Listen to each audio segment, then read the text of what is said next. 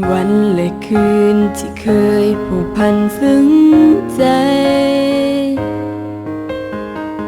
ปิ่นสากสุดท้ายส่งเฮาด้วยน้ำตา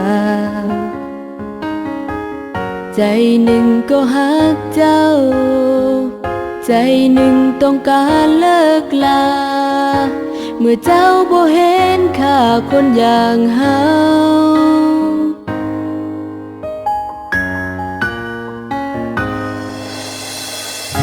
สิเหตุจังใดให้เจ้าเห็นใจอยากดึงเจ้าไว้ให้นานเท่านาน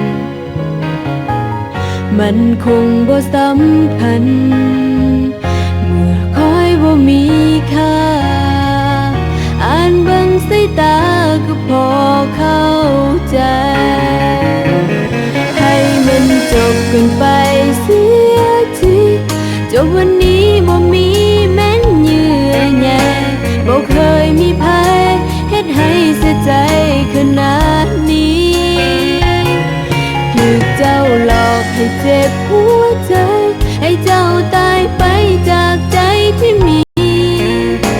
จบกันเท่านี้บ่เหลือหักเจ้าอีกต่อไป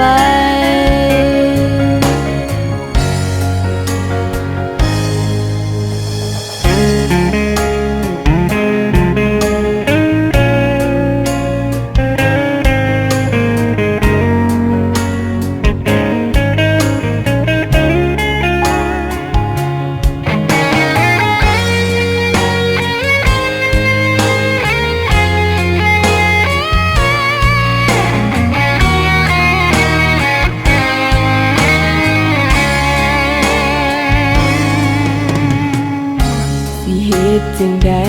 ให้เจ้าเห็นใจอยากดึงเจ้าไว้ให้นานเท่านาน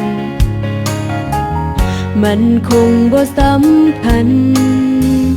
เมื่อคอยบ่มีค่า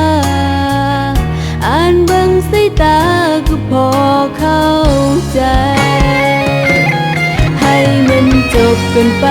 เสียทีจบวันนี้บ่มีแม้นเยื่อใยบ่เคยมีภัยเฮ็ดให้เสียใจ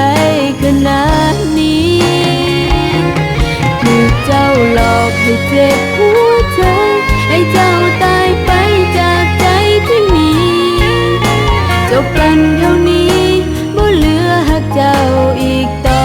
ไปจบกันไปเสียทีจบวันนี้บ่มีแม้นเยื่อใยบ่เคยมีภัยเฮ็ดให้เสียใจขนาดนี้ถูกเจ้าหลอกให้เจ็บหัวใจให้เจ้าตายไปจากใจที่มีจบกันเท่านี้บ่เหลือหักเจ้าอีกต่อ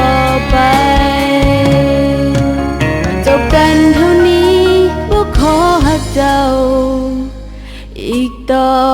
ไป